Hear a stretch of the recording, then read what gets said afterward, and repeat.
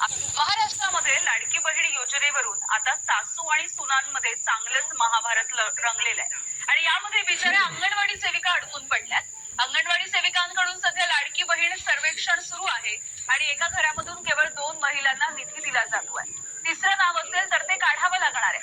मात्र काही घरांमध्ये सासू आणि सून यांच्यामध्ये कुणाचं नाव काढायचं याच मुद्द्यावरून आता तू मैमे सुरू आहे. काही ठिकाणी अंगणवाडी सेविकांना सर्वेक्षण करताना चक्क सासू सुनांच्या वादामध्ये पंचाची भूमिका बजावावी लागते. एका घरामध्ये 2 पेक्षा जास्त लाडक्या बहिणी असतील तर ती नावं काढणं नियम आहे. मात्र त्याला सुद्धा लाभार्थी महिला सध्या विरोध करताना दिसत आहेत.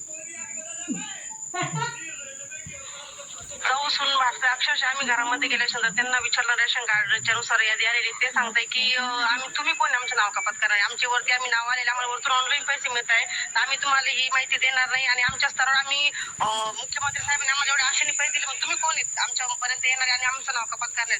तर आम्हाला एवढे अक्षरशः सर एवढे अडचण येत आहे की अक्षरशः सांगताय तुम्ही आमच्या दारापर्यंत यायचं नाही. भांडतात त्या अक्षरशः त्या म्हणताय बाई राशन कार्ड आम्ही तुला कसं देणार, आम्हाला मुख्यमंत्री पैसे दिले, तू कोण आमचं नाव कपात करणार, आम्ही तुला देणार नाही, चाललं जायचं असं डायरेक्ट अक्षरशः असं बोलताय.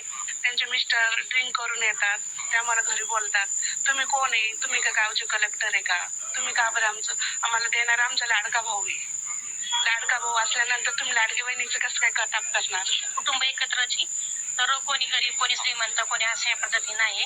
त्यामुळे ती जाऊ म्हणते का बाबा माझं कर, सासूबाई म्हणते माझं कर, तर मला कन्फ्युज झालेलं मी नेमकं कोणाचं करू काही समजत नाही. आता महिलांनी फॉर्म भरताना तर सगळ्यांनी फॉर्म भरले, तेव्हा तर त्यांचं असं म्हणणं आहे की काही मातांचं तेव्हा तुम्हाला मतदान घ्यायचं होतं तेव्हा तुम्हाला काही ऑब्जेक्शन नव्हतं, आता आमचं कसं काय आता ऑब्जेक्शन घेऊ लागले तुम्ही. आम्हाला